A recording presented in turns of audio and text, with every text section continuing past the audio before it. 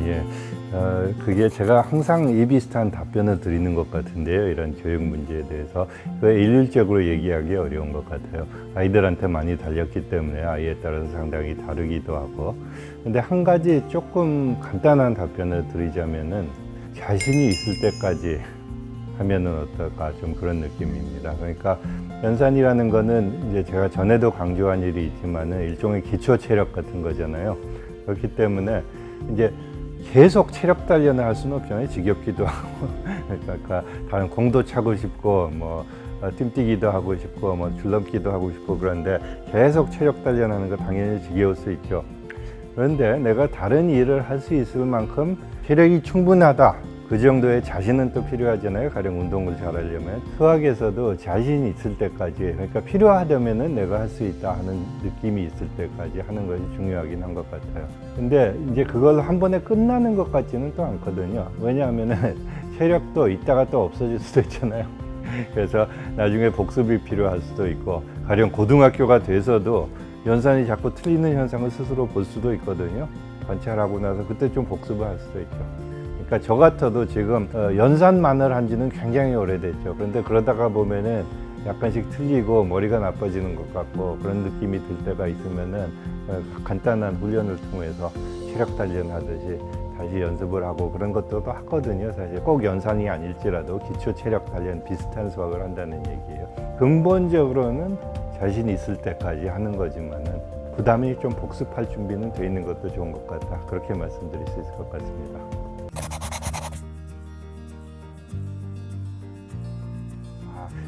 그건 너무 어려운 질문이네요. 근본적으로는 아이들 측정할 수 있는 부분들도 있겠죠. 너무 많이 틀리지 않는다. 대체로 다 맞는다. 어쩌다가 이제 정신이 해이해질 때 혹은 한눈 팔 때 틀린다. 뭐 이런 거는 누구나 있을 수 있는 일이지만은 내가 마음 먹고 하면은 맞게 할 수 있다. 이게 자신감일 것 같거든요. 간혹 가다가 실수하는 거는 누구나 하고, 그러니까 그건 누구나 할 수 있는 건데 내가 집중을 하고 할 때는 맞게 할 수 있다. 이렇게 얘기할 수 있으면 자신감이 있을 만한 것 같다. 그렇죠. 그것도 많이 개인한테 많이 달린 것 같아요. 그래서 당연히 말씀하신 것처럼 실수를 한다고 해서 계속 반복 연습하면 지겨울 수 있잖아요. 사실 정확과 속도 둘 사이에 일종의 대치 관계가 있을 수도 있고, 그래서 정확하게 하다 보면 시간이 걸릴 수도 있고, 빨리 하다 보면 실수할 수도 있고, 그러니까 적당한 조화를 맞추는 게 좋다. 이렇게 약간 모호하게 답변을 드릴 수도 있는데요. 어느 정도 반복하는 게 좋냐, 그 다음으로 넘어가는 게 좋냐, 이 문제에 대해서는 어느 정도 할 수 있으면 넘어가는 거는 좋은데, 그러다 또 아까처럼 복습할 준비가 어느 정도 돼 있으면 좋다. 그렇게 말씀드릴 수 있는 것 같아요. 그러니까 이거는 연산 문제뿐만 아니라 많은 교육이 일직선으로 늘어서 있는 거는 또 아니거든요. 무슨 뜻이냐? 항상 왔다 갔다 하게 돼요. 그러니까 어느 정도 자신이 생겨가지고 그 다음 단원으로 나가고 더 고등한 문제를 풀고 그러다가 또 뭐가 문제가 생기기 시작하거든요. 그러면은 또로 가서 더 기초적인 거 다시 복습하고 연산도 조금 더 연습하기도 하고 그런 식으로 왔다 갔다 하면서 배우는 게 보통이거든요. 반복도 많이 했다가 지겨워지면 나가기도 했다가 그러다가 다시 돌아가서 더 반복도 했다가 그런 식으로 생각을 하면은 잘하는 건가 잘못하는 건가 그래가지고 고민하지 않아도 된다. 그 말씀을 드리고 싶었던 것 같네요. 다양하게 여러 가지로 비선형적으로 공부할 준비가 돼 있으면은 그게 보통이다. 그게 좋은 거다. 그 말씀을 드리고 싶습니다. 점차적으로 자기 영역을 넓혀가는 건 것 같거든요. 그러니까 이제 영역을 넓히다는 표현을 했으니까 그 비유를 해도 되겠네요. 자기가 그러니까 사는 동네를 파악해 나간다. 혹은 도시를 파악해 나간다 하면은 한 번에 다 하는 게 아니잖아요. 나가봤다가 또 거꾸로 왔다가 그러니까 부족한 부분이 있으면 보완하다가 또 그러다가 또 영역을 조금 더 넓혔다가 그런 식으로 다 학습해 가는 게 가장 바람직한 것 같습니다. 한 가지 방법으로 하는 것이 아니기 때문에 꼭 맞는 방법을 찾으려고 압박받을 필요는 없다.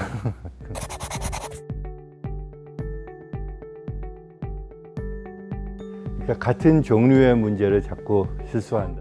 그거 아주 재미있는 질문인데 제 생각으로 굉장히 중요한 거는 비슷한 유형의 문제를 아이가 자꾸 틀린다.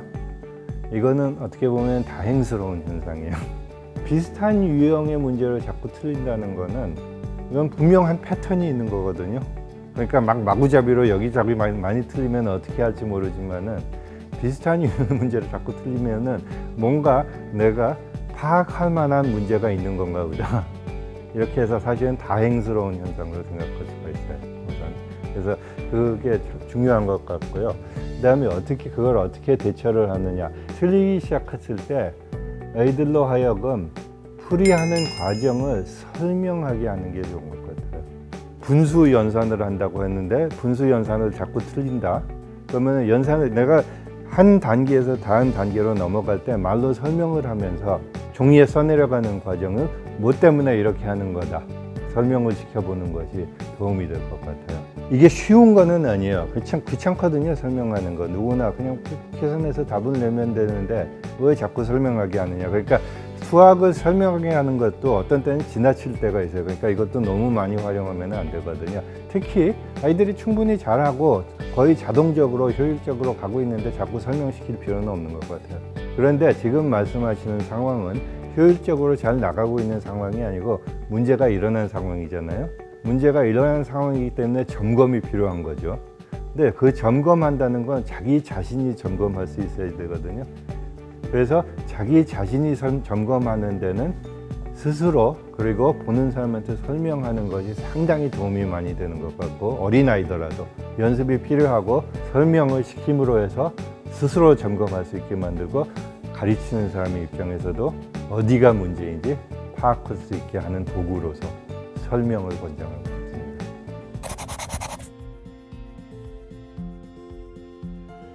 그렇죠. 거기에 대해서는 제가 경험이 모자라서 쉽게 자신 있게 말씀드릴 수는 없는데, 어린아이들의 경우에도 스스로를 표현하는 습관이 가능한 것 같아요, 제 생각으로는. 내가 이게 사실 교육 과정에서 어떻게 보면 핵심적인 현상 중에 하나인데, 어린아이들이 왜 그러냐는 질문 굉장히 많이 하잖아요. 이건 왜 그래? 저거는 또 왜 그래? 그게 부모들이 다 경험하는 거거든요. 그러니까 그걸 아이들한테 그냥 되묻는 거죠. 너 왜 그렇게 해서?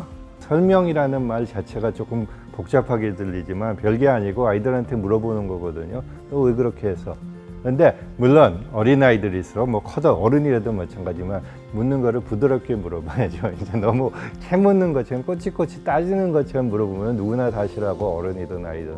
그러니까 가르쳐 달라고 한다든지 그런 식으로 해가지고 아이들로 하여금 자꾸 표현하게 하는 연습은, 특히 이유에 대해서 표현하게 하는 거는 어떻게 보면 아이들한테 자연스러울 수도 있어요. 습관이 안 들어서 그렇죠. 사실 대부분 사람들이 수학을 싫어해요. 우리나라뿐만 아니라 이제 어디 가도 아이들이 수학을 싫어하는 현상은 굉장히 일반적인 현상인데, 거기에 대해서 제가 주로 권장하는 거는 아이들이 좋아하는 거를 통해서 수학을 다시 접촉할 수 있게 만들어 주어라. 그게 제가 권장할 만한 얘기입니다. 가령 예를 들자면은 제가 만나는 초등학생들 중에서 가령 우주에 대해서 관심 있는 아이들 많거든요. 혹은 공룡에 대해서, 혹은 동물에 대해서. 조금만 들어가면 금방 또 수학을 만나게 할 수가 있거든요. 가령 별에 대해서라면 그럼 별이 얼마나 멀리 있을까? 그럼 별이 몇 개나 될까? 밤하늘을 보면 별이 3,000개쯤 보인다고 그랬는데 정말로 3,000개밖에 없는 걸까? 그걸 통해서 이제 수하고 관련된 개념들을 자꾸 만나게 되거든요. 점점 더 짜임새 있게, 그리고 점점 더 고등한 수준에서. 그래서 지금 과학이 많이 일상화된 세상에서 사는 것에 굉장히 좋은 점 중에 하나는, 과학을 통해서 아이들의 호심을 자연스럽게 자극할 방법은 굉장히 많은데, 웬만한 과학은 조금만 들어가도 보면은 그 속에 수학이 깔려 있거든요. 그러니까 아이들의 주 관심사를 통해서 자연스럽게 가진 관심을 통해서 수학에 다시 접촉하게끔 만들어주는 것, 그게 제가 권장할 만한 방법인 것 같아요.